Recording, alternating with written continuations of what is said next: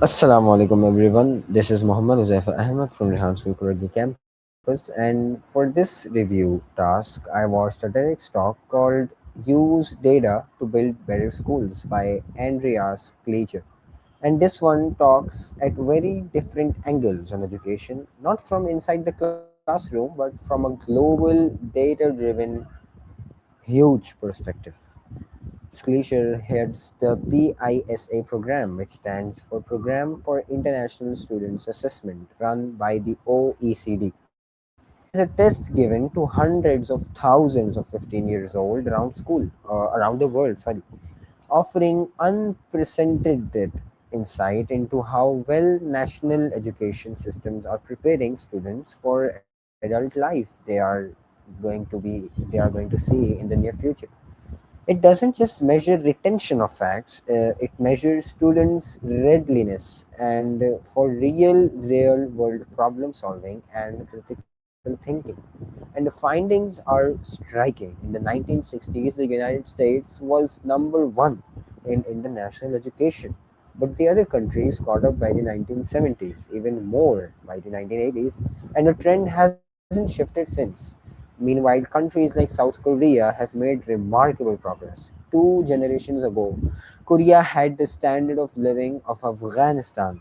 Today, every young Korean person finishes high school. So, what separates high performing education systems from struggling ones? Schleicher's data points to some answers that go against common assumptions. The first one is money, or rather, how money is spent. He contrasts South Korea and Luxembourg, two countries that spend similar amounts on education.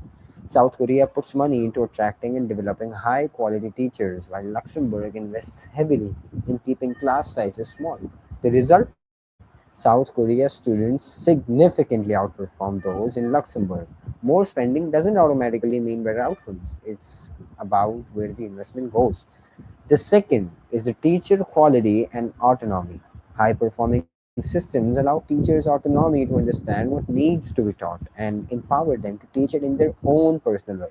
It's not about prescribing every lesson from the top. It's about trusting teachers and giving them the room to grow professionally and gradually.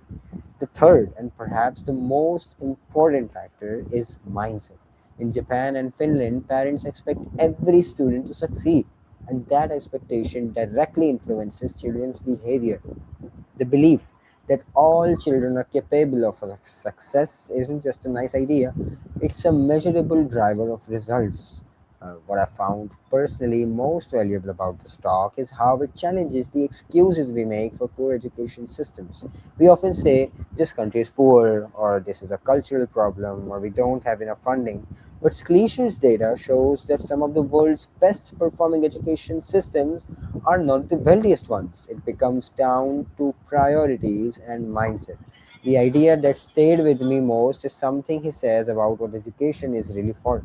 He draws the distinction between the past education, he, what the past, which was about delivers wisdom, and what's needed now, which is something very different. The world has changed. Information is no longer enough. Students need to be prepared to think, adapt, and solve problems, which will come in handy for them in daily life. And not every system is doing that. I also appreciated that he is clear about the limits of the data.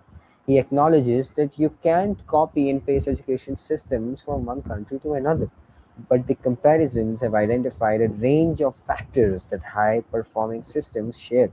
That's a more honest and useful conclusion than just ranking countries and leaving it there. Overall, this is a talk about Zoom that zooms out completely and looks at education as a global challenge and one that data can actually help us solve if we are willing to ask the right questions and act on the answers. If I had to summarize it all in one line, it would be the gap between the best and the worst education systems in the world isn't about money. It's about choices, priorities, and beliefs. I'd recommend this talk to anyone interested in education, policy, global development, or just understanding why some countries seem to get schooling right while other keeps falling behind. Well, that was my review of Use Data to Build Better Schools by Andreas Schleicher. Thank you everyone and Allah Hafiz.